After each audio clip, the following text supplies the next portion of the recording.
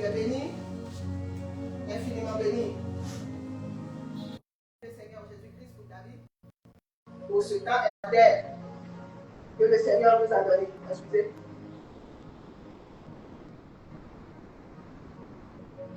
Nous rendons gloire au Seigneur Jésus-Christ pour ce temps que notre Dieu nous a donné. Il a consacré à l'étude de sa parole, à la compréhension de sa parole, car il a dit, celui qui est ignorant est détruit. Et donc, nous ne voulons pas faire partie de ceux qui seront détruits. Et c'est pour cela qu'il prend soin de nous, il nous instruit, il nous forme afin que nous soyons ses leaders, ses élites, que lui-même il est en train de se créer. Et donc, dans la continuité de l'enseignement sur la puissance de la prière, nous avons été enseignés au sujet de plusieurs sortes de prières. Il y a 5 sortes de prières qui nous ont été révélées, mais dans ces prières, il y a des sous-sections. Et donc, il y a plusieurs sortes de prières. Et depuis un certain temps, il y a un programme qui nous a été donné par notre Dieu de prier matin, midi et soir. Mais nous prions chaque jour selon le timing que Dieu s'est assigné. Lundi matin, mardi midi, mercredi soir, jeudi matin, vendredi midi, samedi soir.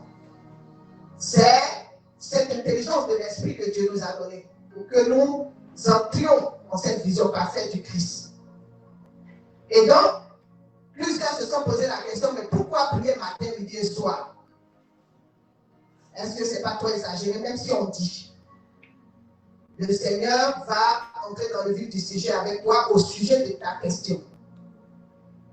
Et donc, autant il y a plusieurs sortes de prières, sache aussi qu'il y a plusieurs sortes de temps de prière. Car notre Dieu est le Dieu multidimensionnel. Et comme il est multidimensionnel, c'est à ce titre-là qu'il nous demande d'être conduit par le Saint-Esprit. Car à des degrés différents, toi, il y a une sorte de prière et un timing que Dieu impose afin que tu rentres dans ta personne.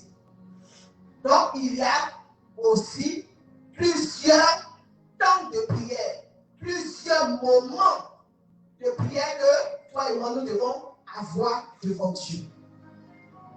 Et donc, pour que tu comprennes ce dont je parle, toujours nous prenons nos sources dans la parole de Dieu.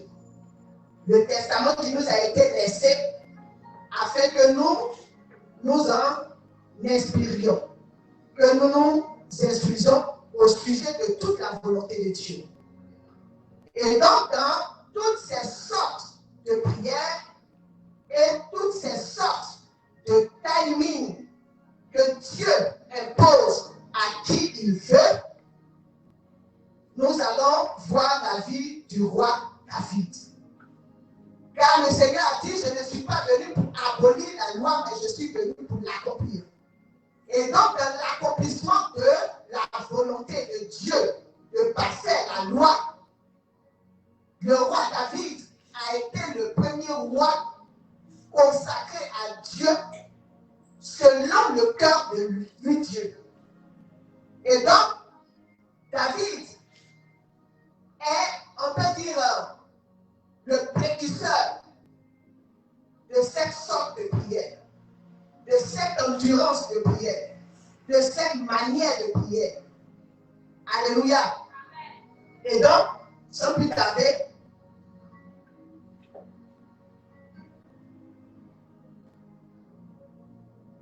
nous allons lire le psaume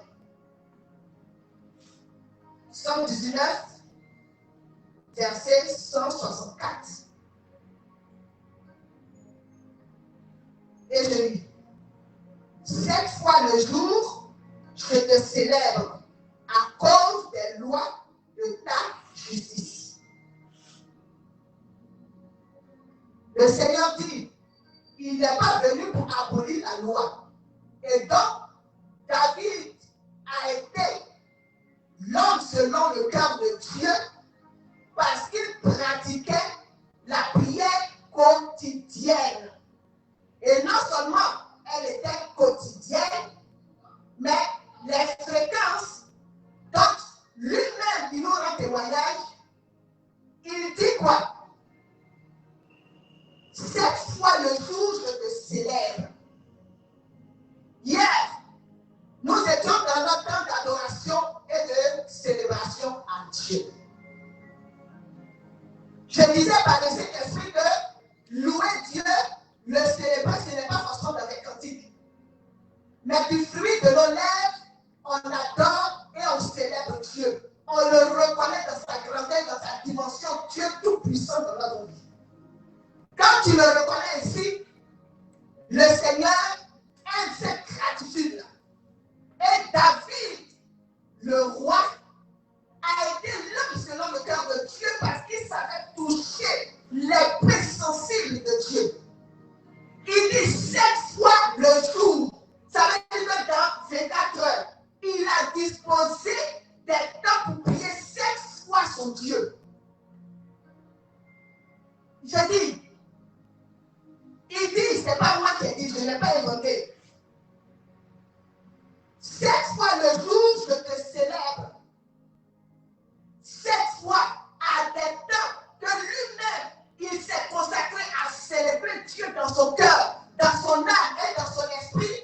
Il a le temps d'élever les mains et de célébrer Dieu. De le louer, de lui rendre témoignage. Et la vie du roi David, c'est ce qu'il a transmis dans les sceaux. Quand il a fui dans le désert, à cause de son fils Absalom, qui voulait le tuer, le détruire coûte que coûte, parce que David ne pouvait pas engendrer ou engager une guerre. Mais il ne voulait pas. Il a dit que le sang a trop coulé dans sa maison. Et donc de ses mains, venir tuer encore son propre sang, il préfère lui laisser le trône que de verser le sang de son propre enfant. Et c'est dans ce désert-là qu'il a écrit tous les psaumes que l'Église le livre. C'est là-bas, pendant ces 7 ans de prière, qu'il a devant son Dieu, que Dieu l'instruisait, que Dieu l'inspirait. C'est reconnaissance, c'est gratitude, c'est louange, sa célébration qu'il a pour Dieu. C'est ça qu'il a mis dans les psaumes. Donc, quand je te disais que le Seigneur serait heureux que tu pries matin, midi et soir, tu as dit oui, c'est trop. C'est vraiment trop. Qui peut faire ça? Le roi David, en 24 heures, avait du temps de célébrer Dieu 7 fois. Il avait du temps pour parler à Dieu. Il avait du temps pour chanter Dieu. Il avait du temps pour prier Dieu. Il avait du temps pour invoquer Dieu. Il avait du temps pour. 7 fois. Et on n'a pas dit, la parole de Dieu n'a pas dit quelquefois dans la journée. Il dit le jour. Dans le jour. Quand il dit le jour, ça dit de manière définie et déterminée, c'est ce qu'il faisait. Et c'est parce qu'il a appris à vivre comme ça, étant jeune dans le désert, que Dieu l'a choisi. Quand il était seul dans le désert, à perdre ses brebis, et là où il n'y avait personne, quand le lion et l'ours venaient, qui le secourait? Parce qu'il avait du temps pour élever Dieu, le célébrer, le prier 7 fois le jour. Comment ce Dieu-là ne va pas s'investir en lui pour tuer un lion? Quand on le dit, tu penses que c'est un film de fiction, c'est pas fiction. C'est vrai. Le lion qui a une taille comme ça, je ne sais pas, comme ça, lui, en tant que jeune berger, c'est avec quelle force humaine que David peut tuer un lion, si ce n'est pas Dieu en lui. Mais pourquoi Dieu s'est investi en lui? Pourquoi Dieu lui a donné de triompher des circonstances de sa vie? Mais parce qu'il avait du temps d'adorer Dieu, de le célébrer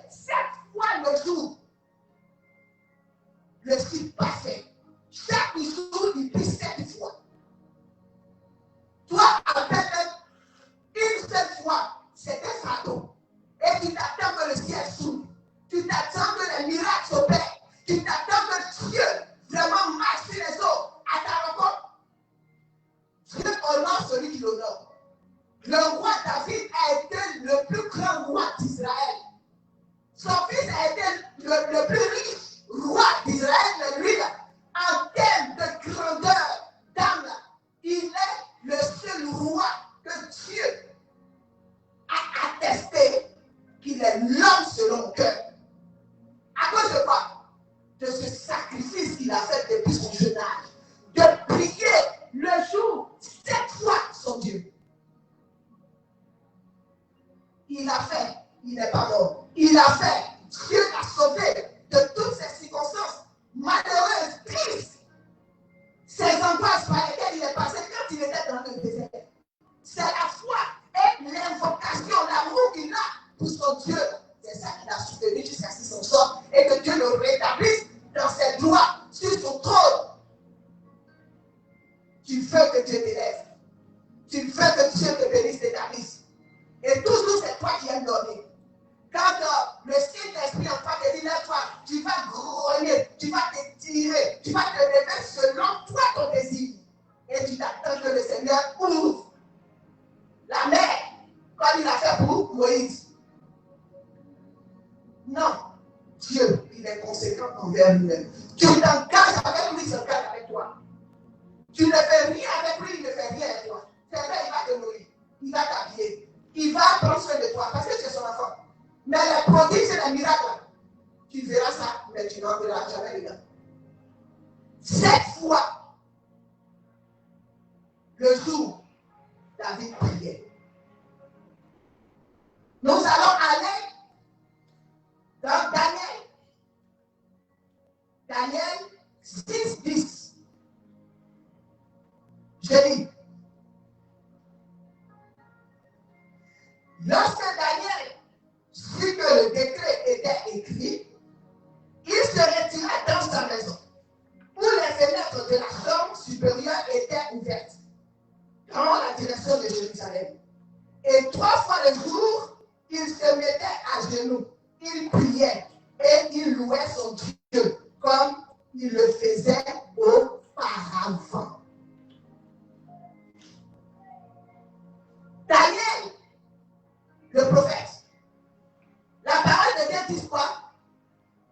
Quand le décret a été pris d'exterminer tous les juifs, et que celui qui ne se prosterne pas devant le roi comme son Dieu, on va le jeter dans, on va le jeter dans la fosse aux lions, tout ça.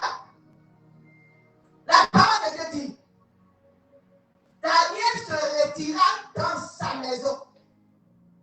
Il ouvrit les fenêtres comme il a l'habitude de faire un jour auparavant. C'est-à-dire qu'il fait ça tous les jours. Ce n'est pas le jour où on a pris le décret que on va vous tuer qu'il a commencé à se mettre à genoux. Il le faisait auparavant. Il a ouvert la fenêtre comme d'habitude et il s'est prosterné à prier l'Éternel, qui le Dieu d'Israël, parce qu'ils étaient en déportation. Et c'est à la suite du rapport que Daniel n'a pas obéi à ce que tu as dit là, que le Nebuchadnezzar a cherché à le tuer. Mais grâce soit mon Dieu à Dieu. C'est qui ça? Darius, merci. Darius n'a pas réussi à l'exécuter. Et donc, le Seigneur te dit quoi? Daniel priait matin, midi et soir. 3 fois le jour. Il se mettait à genoux, il priait et louait son Dieu. Et c'est là-bas, il y avait un groupe musical. Dans sa chambre, il y avait un groupe musical.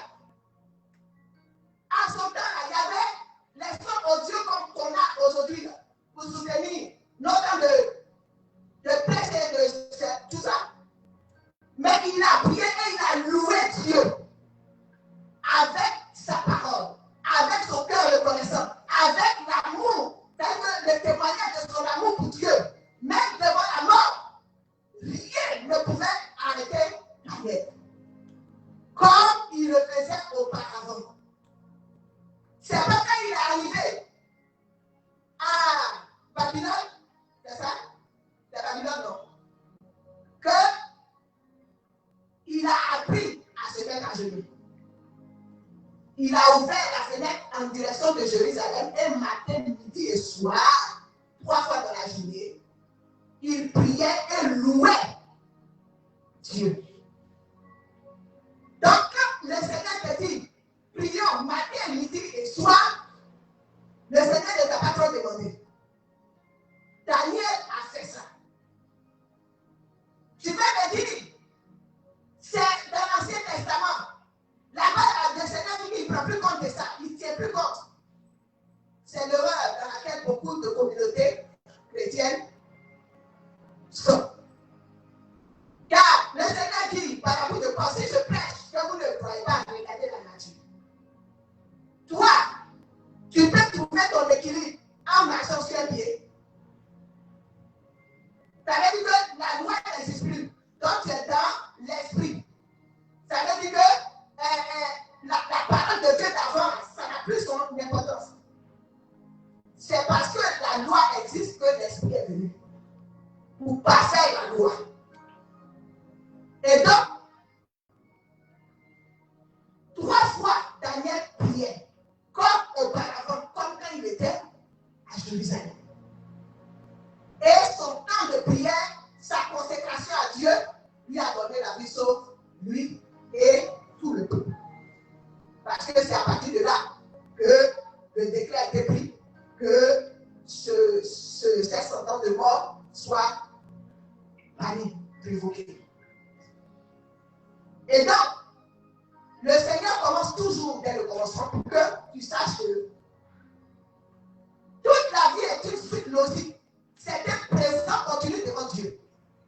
Ce que toi tu dis que c'est avant, devant Dieu, c'est encore d'actualité. Ça veut dire qu'il y a un commencement. Il dit je suis l'alpha et l'oméga. Comment tu peux considérer que l'oméga, même s'il n'y a pas l'alpha, l'oméga là, à sa place son nom.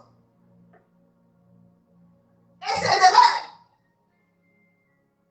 Les communautés, les églises, soi-disant, non, l'Ancien Testament est révolu.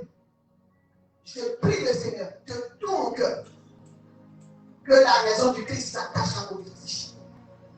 Afin que vous compreniez qu'il a dit tu aimeras ton prochain comme toi-même. De ces 2 lois, non, tu aimeras ton Dieu de tout ton cœur, de toute ta force, de toute ton âme. Le deuxième commandement qui est semblable à lui, c'est tu aimeras ton prochain comme toi-même. De ces 2 lois, résume la loi et les prophètes. C'est Jésus qui a dit ça. Donc si la loi n'était plus importante, la loi, ça allait sortir de la bouche de Jésus comment? Là, pour nous dire que tout ce que vous êtes en train de faire, quel que soit ton degré spirituel, si tu n'as pas la loi, tu n'aimes pas ton prochain comme tu t'aimes, tu n'as rien fait. Alléluia. Et donc, nous venons dans Luc.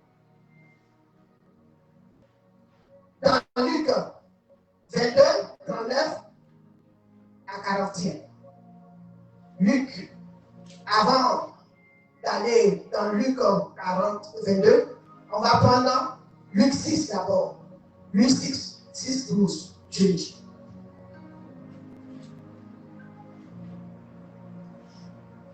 Amen. Et donc, le Seigneur disait quoi?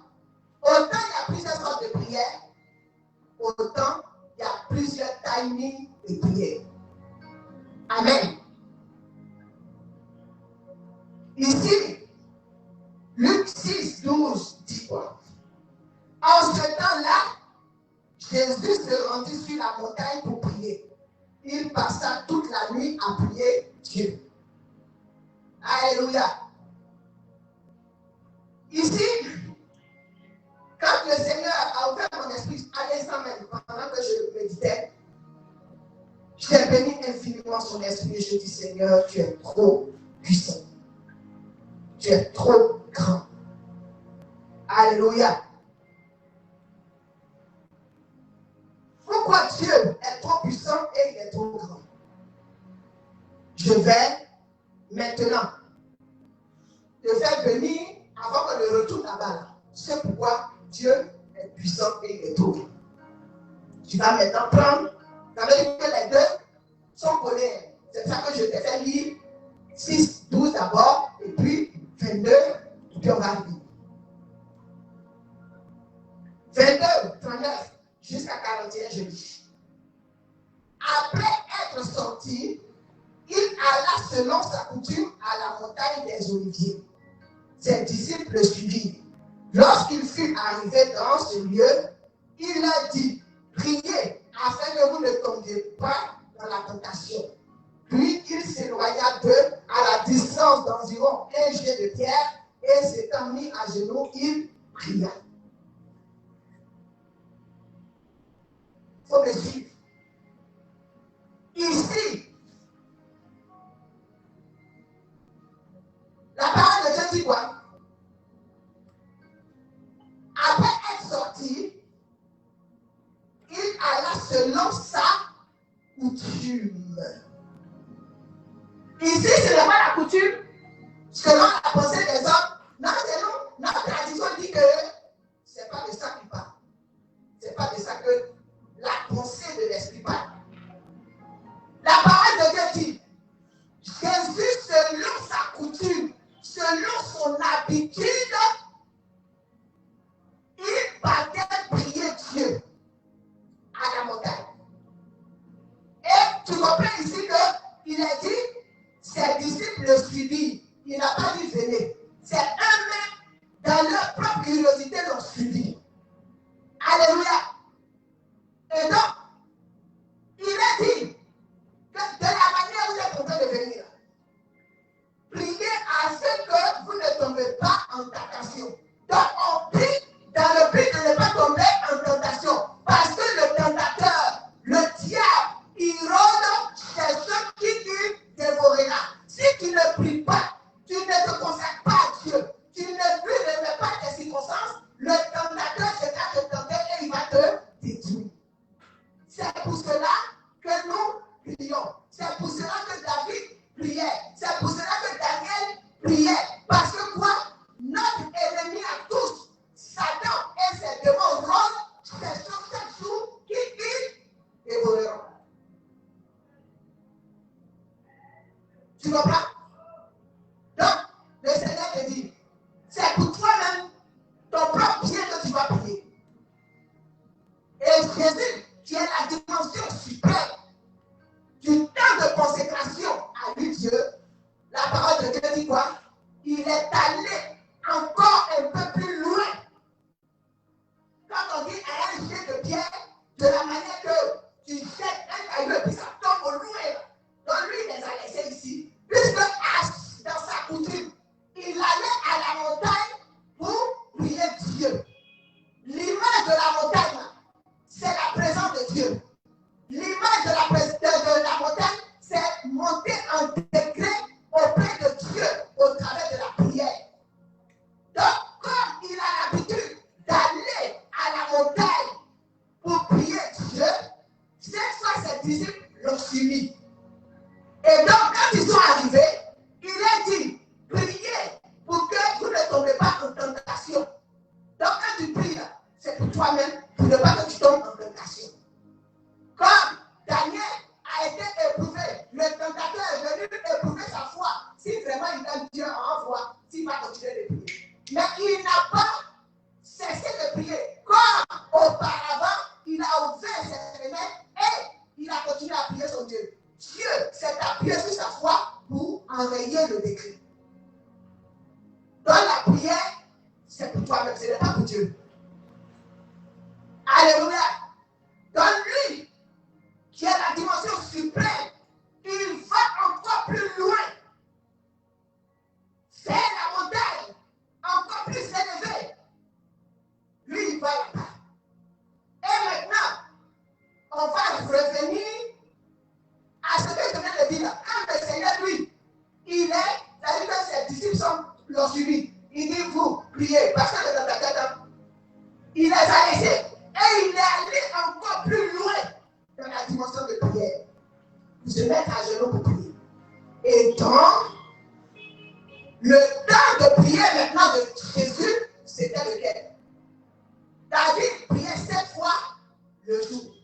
Daniel priait 7 fois dans la journée. Jésus lui-même, il priait comment? Il a oui, 6, 12. C'est ça? Excusez. Voilà, c'est ici. En ce temps-là, Jésus se rendit sur la montagne pour prier. Et il passa toute la nuit à prier. Est-ce que je vais comprendre? Lui, Jésus, là, quand il veut prier, là, c'est toute la nuit qu'il prie. Il prie toute la nuit. Dieu, dans cette dimension élevée, là, lui, Jésus prie toute la nuit. Et c'est pour cela, quand la foule le suivait, il y a des gens qui l'ont suivi. Et il y a un qui a dit, Seigneur, je vais te suivre. Il dit, le Fils de l'homme n'a pas où reposer sa tête. Il n'a pas de tanière où il peut rentrer pour dormir. Donc, si tu veux me suivre là, en tout cas, il faut réaliser que tu vas marcher comme je marche. Tu dois avoir la vie que j'ai, la consécration que j'ai. Alléluia. Donc, Jésus dit que lui n'a pas un lieu où reposer sa tête. Ça veut dire que quand il a reçu le Saint-Esprit, Jésus ne faisait que prier toutes les nuits. Il prie toute la nuit. Matin, il veut faire l'œuvre du Seigneur. À 18h, il prie toute la nuit et il veut faire le ministère. Il prie toute la nuit et il vient faire le ministère. Priez toute la nuit, tous les jours de ta vie, et prie. Priez matin, midi et soir. Alors. C'est lequel qui est douloureux. Mais Jésus, il dit, c'est lui qui a dit ça. Il n'a pas où reposer la tête. Est-ce que Jésus dit là, le Saint-Esprit m'en est témoin. Quand l'Esprit de Dieu repose sur toi, dans des dimensions élevées, tu payes le sommeil, la fatigue n'existe plus. Est-ce que je suis en train de témoigner là? Je sais de quoi je parle. C'est là que j'ai compris pourquoi Jésus ne pouvait pas dormir. Parce que son esprit est fervent, vif, au sujet de l'humanité, au sujet des affaires de son Père qu'il doit accomplir, au sujet de la mission qu'il doit accomplir à la perfection. Il ne pouvait pas dormir et il ne sentait pas aussi la fatigue parce que l'énergie qui le régissait, c'est la puissance de l'Esprit de Dieu. De la manière Dieu ne se fatigue pas. La parole de Dieu dit Dieu ne dort ni ne sommeille. C'est cet esprit-là que Jésus manifestait. 100% Dieu, 100% homme. Jésus priait toutes les nuits. Pendant que toi tu dors, lui, pendant 3 ans et demi de ministère, il ne dormait pas. La seule fois où il a dormi, où on a inscrit dans la parole de Dieu que Jésus dormait, c'est quand il a voulu éprouver la foi de ses disciples. Quand les flots ont commencé à tanguer là-bas, et même là-bas, ils ont été tellement incrédules. Mais ne vois-tu pas que nous périssons? Il a dit qu'il ne te voit pas. Si lui, la nuit où il va dormir, il ne dort pas. C'est dans la journée où son esprit est fervent pour glorifier son Dieu. C'est là qu'il va dormir. Dans les vagues là, c'est là qu'il va dormir. Dans les tumultes là, c'est là qu'il va dormir. C'est pour cela qu'il a dit, pourquoi avez-vous tout dit? Homme de peu de foi. Donc Jésus, lui, là, toutes les nuits, il priait. On n'a pas dit certaines nuits. Il va à la montagne, dans les degrés, dans les hautes sphères, et toute la nuit, il veille à prier Dieu. Dieu t'a demandé de veiller. 2 nuits. Tu peux veiller 3 nuits. Tu peux veiller ne serait-ce que 4 jours d'affilée. Tu ne peux pas. Mais c'était la vie de Jésus. Jésus priait. Et c'est pour cela que quand lui maintenant, cette fois, ici là, c'est eux qui l'ont suivi. Quand il était à Gethsémane et qu'on devait venir l'attraper, c'est lui maintenant qui a appelé Pierre et Jean. Suivez-moi. Quand ils sont arrivés, après 1 heure, ils ont commencé à s'envoler. Ils étaient étourdis. Mais pourquoi? Jésus était encore là à prier Dieu pour que sa sueur devienne du sang. Mais parce qu'il est déjà habitué à cette vie. Mais comme il était en train de confronter le monde spirituel avant que ce soit ici, la transpiration physique, le sang qu'on devait voir, ça a été transcrit dans son temps de prière. Et c'était encore la nuit. Tu entends? Donc quand le Seigneur te dit qu'il faut prier matin, midi et soir, et même il n'a pas dit matin, midi et soir, chaque jour, il te dit matin, lundi matin, mardi midi. Mais elle aussi, elle dit quoi? C'est une question spirituelle quoi. Le Seigneur, tu ne vois pas qu'il t'aime trop, il a allégé ton programme. Tu ne vois pas que tu n'as encore rien fait. Tu ne vois pas que c'est un exercice que Dieu te donne pour que tu apprennes à entrer dans sa dimension élevée. Jésus priait toutes les nuits. Et c'est parce qu'il priait toutes les nuits que quand il devait aller à Gadara, ayant fini le ministère, il a dit à ses disciples, avancez, j'arrive. Et pendant la traversée, comme il faisait beaucoup de nuit, Jésus, étant dans son temps de prière, avait fini une moitié puisqu'il devait aller accomplir une œuvre.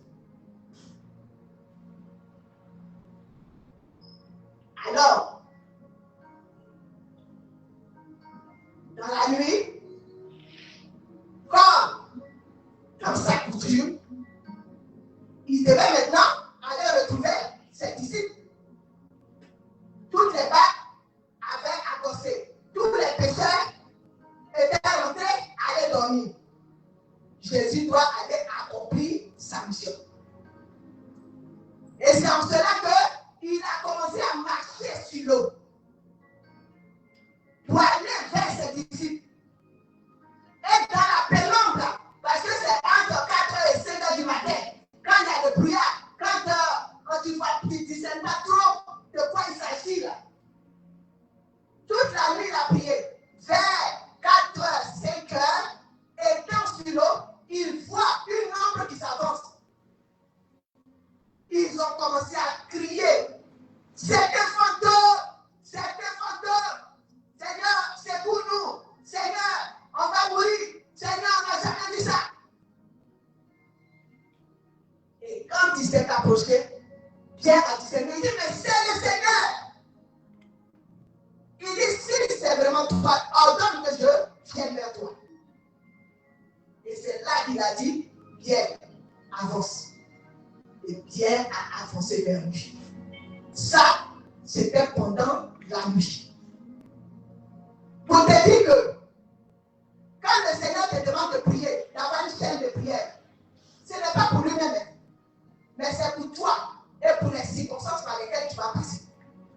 Pour que dans ces temps-là, tu sois fortifié, tu sois encouragé, tu sois aguerri. Alléluia.